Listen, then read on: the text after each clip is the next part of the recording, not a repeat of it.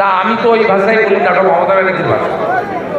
মমতা ব্যানার্জির এক ছোড়া মতিউর রহমান বলে ভারতীয় জনতা পার্টির একজন মাইনরিটি মোর্চার কার্যকর্তা, তাকে দাড়ি টেনে দেখাতে হয়েছে তার দাড়িটা অরিজিনাল। এখন কোথায় সিদ্দিকুল্লাহ চৌধুরী, ফিরাদ হাকিম, কোথায় গেলেন ইমাম অ্যাসোসিয়েশন? মুখ খুলছেন না কেন? তৃণমূল থেকে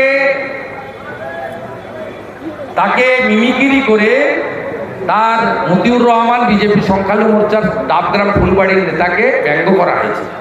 তাকে প্রেস কনফারেন্স করে দাঁড়িয়ে টেনে দেখাতে হয়েছে যে তার দাঁড়িটা ফলস নয়। কোথায়?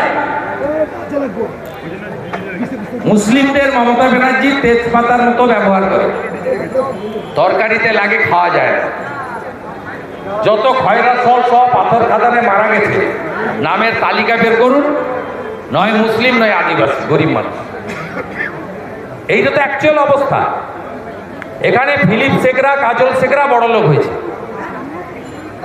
এখানে বালি খাদানের ঘাট থেকে জেলা পরিষদের টেন্ডার সব এক শ্রেণীর তৃণমূলের মুসলিমদের কন্ট্রোলে। সাধারণ মানুষ গরিব থেকে গরিব হয়েছে।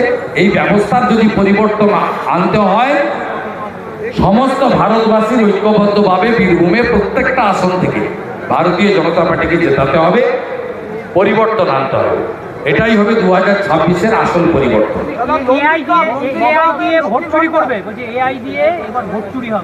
কে বলছে?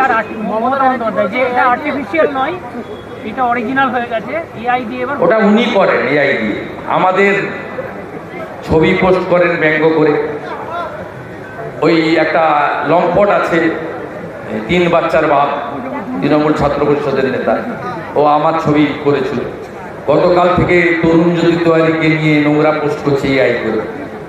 ওটা ওরা করে, ওই কালচারটা ওদের, ভারতীয় জনতা পার্টির কালচার নয়। আমরা বয়স্ক লোক দেখলে প্রণাম করি, পায়ের জুতোটা খুলে। আমাদের সংস্কৃতিটা বাঙালি সংস্কৃতি, ভারতীয় সংস্কৃতি।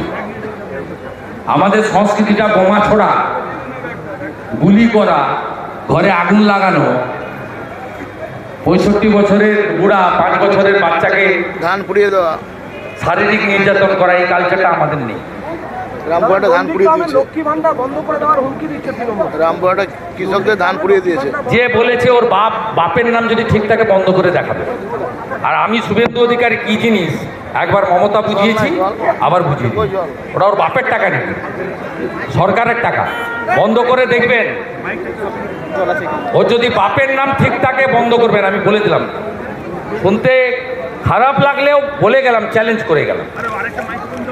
ওইসব মশা মাছিকে আমি করি না, করতে বলবেন না। যত হাইপাই করুক, নন্দীগ্রামের কোনো হিন্দু তৃণমূলকে ভোট দেবে। দেবব্রত মাইতিকে খুন করেছে 21-এ, 24-এ লোকসভা ভোটের আগে রথিবালা আড়াই তফসিলি মাকে খুন করেছে। বদলও হবে, বদলাও হবে।